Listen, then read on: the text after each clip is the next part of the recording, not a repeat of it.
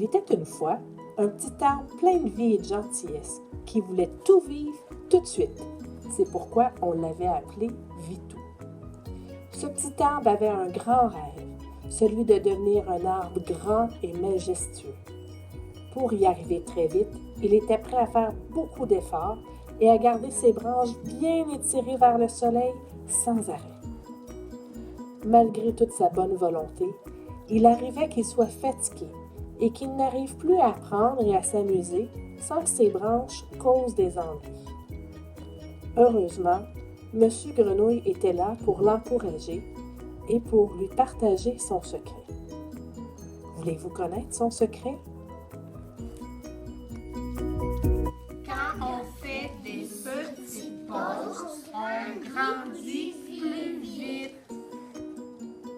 Alors nous aussi en classe, on s'habitue à détendre notre corps pour recharger notre batterie intérieure de bien-être et d'énergie, pour ensuite être capable de continuer à donner les efforts nécessaires. Lorsqu'on a fait beaucoup d'efforts pour être calme et attentif, faire une pause, c'est aussi permettre à notre corps de bouger pour libérer les tensions. En alternant pause et effort, nous aussi, comme Vitou, on grandit vite et bien.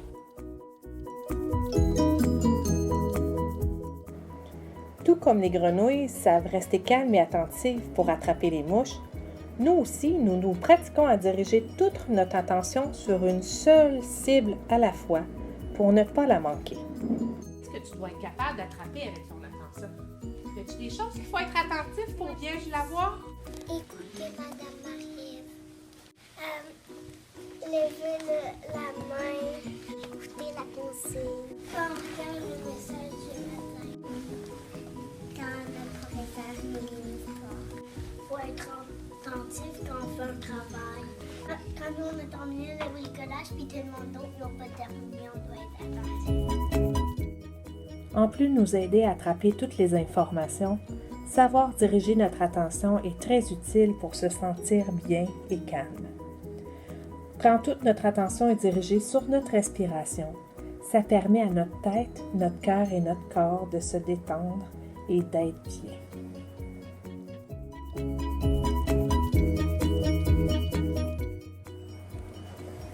Tout comme la météo extérieure change, notre météo intérieure varie également, passant parfois de la joie à la tristesse, à la colère, à l'excitation ou à la peur.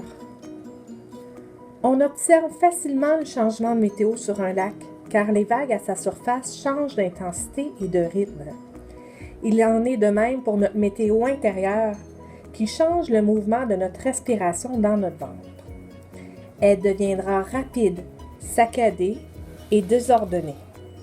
Pas étonnant qu'il soit difficile d'être en contrôle de soi-même dans ces temps-là. On voit à travers, hein? Parce que l'eau dedans, elle est calme. Qu'est-ce que tu peux voir dans la boule? Une grenouille. Une grenouille. Toi, quand ton ventre est calme, ta météo est calme, tu vois clair dans ta tête. Tu es capable de trouver toutes les bonnes idées que tu as besoin. Tu es capable de faire les bons choix. Mais des fois, là, notre météo, là, elle brasse un peu. Là, est-ce qu'on voit encore aussi bien? Non, ça devient tout mélangé, tout le sable du fond remonte. Là, ça devient difficile de voir. C'est dans ce temps-là qu'on fait des choix comme pousser, crier, faire à l'autre ce qu'il nous a fait parce que ça nous a fait beaucoup de peine. Tu sais que c'est des choses que tu ne dois pas faire. Sauf que dans ta tête, quand c'est la tempête d'émotions, tu n'arrives plus à bien voir et à bien choisir. Mais comment éloigner cette tempête d'émotions, toi, pour éviter de faire un faux pas? Tout simplement par le souffle de ta respiration. Cela te permettra de revenir au calme. En dirigeant toute ton attention vers ta respiration, tu pourras créer dans ton ventre une vague de respiration lente et profonde. Plus tu te pratiqueras, plus tu seras habile à la recréer lors des temps de tempête. Cette respiration te permet de revenir au calme et d'avoir un meilleur contrôle de tes réactions, car tu pourras plus facilement bien voir en toi toutes les bonnes idées et les bons trucs que tu connais.